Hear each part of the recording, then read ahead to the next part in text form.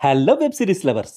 ఇప్పటికే 3 సీజన్లు రిలీజ్ అయి ఆడియన్స్ నుంచి ఎక్సలెంట్ రెస్పాన్స్ కొట్టేసిన క్రిమినల్ జస్టిస్ సిరీస్లో ఇప్పుడు criminal justice A family matter పేరుతో సీజన్ 4 కూడా వచ్చేసింది. టోటల్గా 8 ఎపిసోడ్స్ ఉన్న ఈ సీజన్లో ఫస్ట్ ఇన్స్టాల్మెంట్గా జియో హాట్స్టార్లో మొదటి 3 ఎపిసోడ్స్ రిలీజ్ అయ్యాయి. తెలుగుతో పాటు టోటల్గా 7 లాంగ్వేజెస్లో స్ట్రీమింగ్ అవుతున్న ఈ వెబ్ సిరీస్లోని మొదటి 3 ఎపిసోడ్లు నాకెలా అనిపించాయో ఈ రివ్యూలో చూద్దాం. ఇదొక crime legal drama thriller.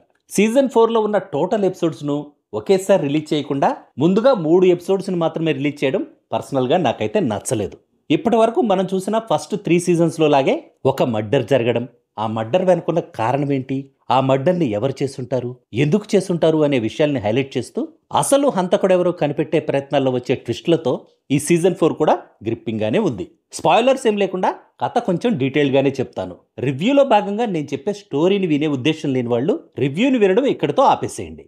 Raj Nagpal ఒక కార్పొరేట్ హాస్పిటల్లో డాక్టర్గా వర్క్ చేస్తుంటాడు. తన టీనేజ్ డాటర్ ఈరాకి ఉన్న ఒక డిసీజ్ వల్ల తనకి కేర్ టేకర్గా తను వర్క్ చేసే హాస్పిటల్లోనే నర్సుగా పనిచేసే రోషినిని పెట్టుకుంటాడు. కొన్ని రీజన్స్ వల్ల డాక్టర్ రాజ్ తన వైఫ్ అంజుల మధ్య పెరిగిన దూరం విడాకుల వరకు వెళ్తుంది. డాక్టర్ రాజ్కి కేర్ టేకర్ రోషినికి మధ్య ఫిజికల్ రిలేషన్షిప్ ఏర్పడుతుంది. ఈరా బర్త్డే ఫంక్షన్కి వచ్చిన రోషిని అక్కడ తనకి జరిగిన అవమానానికి కోపంతో అక్కడి నుంచి వెళ్ళిపోతుంది.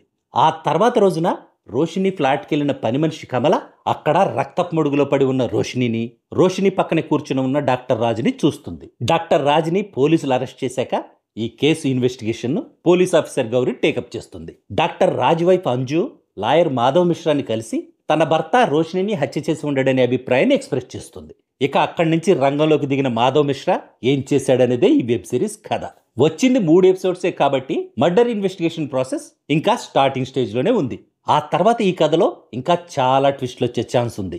అసలు హంతకుడిని పట్టుకోవడానికి మాధవ్ మిశ్రా ఎలాంటి జిమిక్స్ చేస్తాడు, కోర్టులో తన ప్రత్యర్థులు వేసే ఎత్తులకు ఎలాంటి పై ఎత్తులు వేస్తాడనే విషయాల్ని రాబోయే ఎపిసోడ్స్లో డైరెక్టర్ రోహన్ సిప్పి ఇంట్రెస్టింగ్గానే చూపిస్తాడని నమ్ముతున్నా నేనైతే.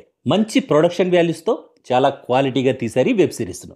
సినిమాటోగ్రఫీ, బ్యాక్గ్రౌండ్ మ్యూజిక్, ఎడిటింగ్ ఈ వెబ్ సిరీస్ 3కి తగ్గట్టు పర్ఫెక్ట్గా సెట్ అయ్యాయి. లాయర్ మాధవ్ మిశ్రాగా పంకజ్ త్రిపాఠి ఈ సీజన్లో కూడా తన రోల్లో జీవించేశాడు. సిరీస్లో మిగిలిన ఇంపార్టెంట్ రోల్స్లో డాక్టర్ రాజ్గా యాక్ట్ చేసిన మొహమ్మద్ జీషన్ అయూబ్, తన వైఫ్ అంజుగా యాక్ట్ చేసిన సుర్వీన్ చావ్లా, తన కూతురు ఈరాగా యాక్ట్ చేసిన ఖుషీ భరద్వాజ్, ఈరా కేర్ టేకర్గా యాక్ట్ చేసిన ఆశా నేగి, పబ్లిక్ ప్రాసిక్యూటర్ లేఖ అగస్త్యగా యాక్ట్ చేసిన శ్వేతా బస్సు ప్రసాద్, సబ్ ఇన్స్పెక్టర్ గౌరీగా యాక్ట్ చేసిన కళ్యాణి మూలై, కార్పొరేట్ లాయర్గా యాక్ట్ చేసిన మీతా వశిష్ఠ, లాయర్ మాధవ్ మిశ్రా వైఫ్ రత్నా మిశ్రాగా ఖుష్బూ ఆట్రేలు కూడా తమ రోల్స్కి 100% జస్ట్ ఇచ్చేశారు. ఫైనల్గా చెప్పాలంటే క్రిమినల్ జస్టిస్ మొదటి 3 సీజన్లు నచ్చిన ఆడియన్స్కి ఈ సీజన్ 4 కూడా షూర్గా నచ్చుతుందని నా ఒపీనియన్. కాకపోతే టోటల్ ఎపిసోడ్స్ అన్నీ ఒకేసారి రిలీజ్ చేస్తుంటే ఇంకా బాగుండేది అనిపించింది. That's all in this review friends. మళ్ళీ నెక్స్ట్ రివ్యూలో కలుసుకుందాం. Thank you for watching.